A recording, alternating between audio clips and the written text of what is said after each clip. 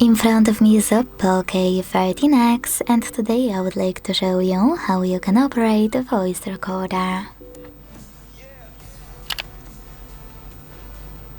Begin by launching Recorder app. Now click on this red button at the bottom to start recording. As you can see, recording is on. To pause it or unpause it, use the same red button.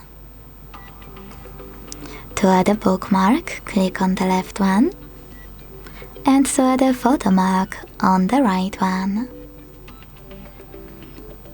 Then take a pic.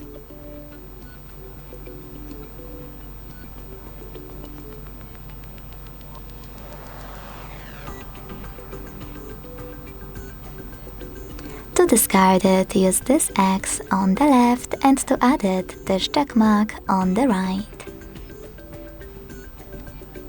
Now to discard your recording, hit cancel at the top left corner. To end it and save it, hit save at the top right one. Now name it, hit save here, and then after a couple of seconds, my recording was successfully created. To play it, click on it.